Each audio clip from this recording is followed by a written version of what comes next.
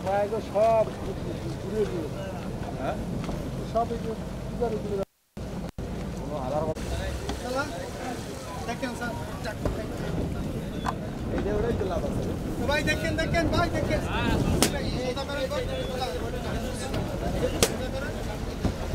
খাওয়া তো সব এইটাই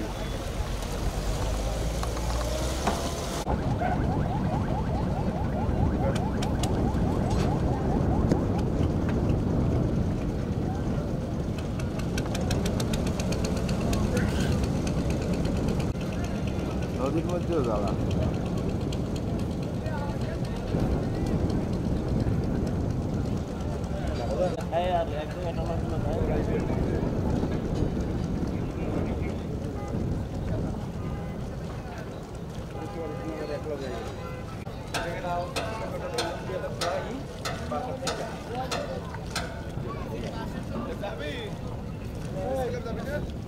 গাওয়াইতেছি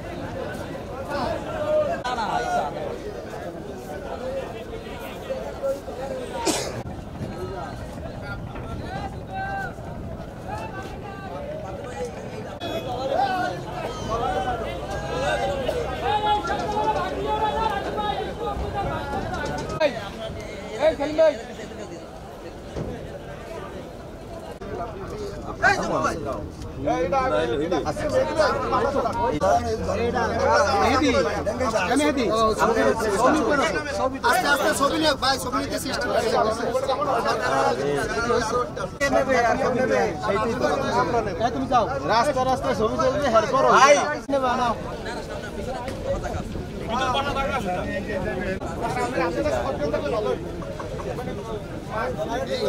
তো পিছনে পড়ে গেল তাহলে এই রে ভাই এ হলো এবার দৌড়ান এবার দৌড়ান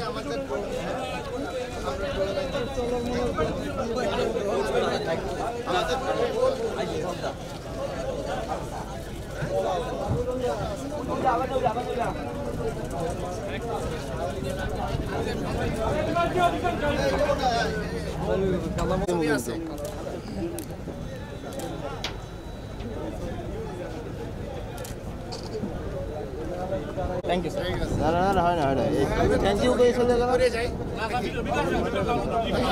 টাকা দিবি 50 করিয়া এই দেখছো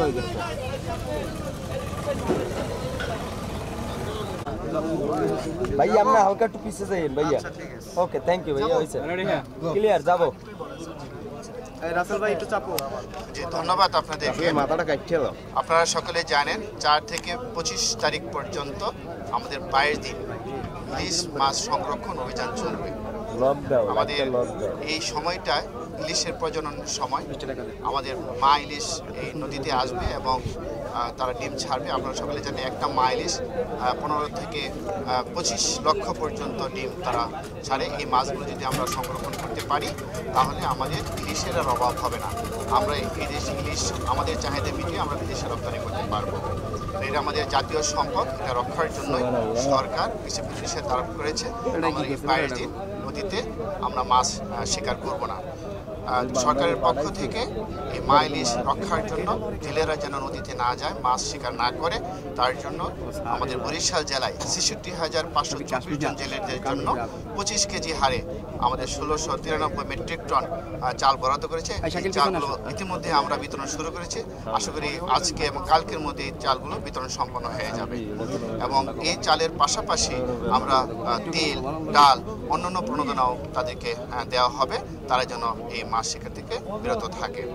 গত বছর কিছু কিছু সমস্যা ছিল। আমাদের যে আইন শৃঙ্খলা বাহিনী আছে, এই অভিযান আপনারা সকলে জানেন, আমাদের 30 জন ম্যাজিস্ট্রেট নিয়োজিত আছে, আমাদের পুলিশ বিভাগ আছে, নৌ পুলিশ আছে, কোস্টগার্ড আছে, আমাদের মৎস্য বিভাগের কর্মকর্তারা আছে। তারা দিনরাত এই নদীতে তারা অবস্থান করবে অভিযানকে সফল করার জন্য। তো গত বছর হিজলা এবং মেহেন্দিগঞ্জে কিছু অনাকাঙ্ক্ষিত ঘটনা ঘটেছে। আমাদের আইন শৃঙ্খলা বাহিনীর উপর তারা আক্রমণ করেছে, বিশেষ করে র্যাবের উপর আক্রমণ করেছে। তো এবার আমি সবার কাছে অনুরোধ জানাবো, মাছ আপনাদের, আপনারাই আবার 22 দিন পরে এই মাছ শিকার করবেন। আপনারা নিজ দায়িত্বেই আপনারা নদীতে যাবেন না, আমরা আপনাদের শত্রু না, আপনাদের মাছ আপনারাই সংরক্ষণ করবেন। তো এইটুকু অনুরোধ জানাচ্ছি। পাশাপাশি আমি আমাদের সাংবাদিক ভাইদেরকে, বিশেষ করে প্রিন্ট এবং ইলেকট্রনিক মিডিয়ার সম্বন্ধে ধন্যবাদ জানাচ্ছি। আপনারা একটু ব্যাপক প্রচার দিবেন। এবার কিন্তু আরেকটা মাত্রা যুক্ত হয়েছে যে এবার ড্রোনের মাধ্যমে আমরা কারা কারা নদীতে মাছ শিকার করছি, এই ড্রোনের মাধ্যমে তাদেরকে আমরা আইডেন্টিফাই করে আমরা আইনের আওতায় আনবো। এই বিষয়টা যেন জেলেদের মাঝে একটু ছড়িয়ে দেন আপনারা, তাহলে আমাদের এই অভিযানটা সফল হবে। আমাদের মৎস্য বিভাগ প্রচুর কাজ করছে, আমাদের অনেকগুলো সভা সমাবেশ আমরা করেছি, সকলকে সচেতন করেছি। তারপরেও আপনাদের মাধ্যমে সকলকে জানতে, আপনারা সকলে আমাদেরকে সহায়তা করুন। এই 22 দিন আমরা যেন এই অভিযানটাকে সফল করতে পারি এবং ইলিশে যেন এই বরিশালকে ভরিয়ে দিতে পারি। ধন্যবাদ।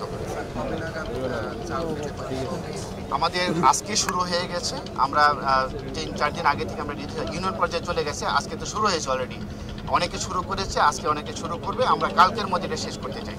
সবাই চাকরি পেয়ে যাবে। জেলেদের অভিযোগ যে প্রশাসনের কিছু কর্মকর্তারা তারা বিভিন্নভাবে ঘুষ নেয়, এর ফলে আসলে এই যে অবৈধভাবে যে জাল সেগুলো আসলে বন্ধ হচ্ছে না স্যার। আসলে এই বিষয়টা আপনি কিভাবে দেখেন? আমরা এটা স্পেসিফিক যদি কোনো অভিযোগ আসে আমরা তদন্ত করে সেই কর্মকর্তার প্রয়োজনীয় ব্যবস্থা গ্রহণ করব। ধন্যবাদ।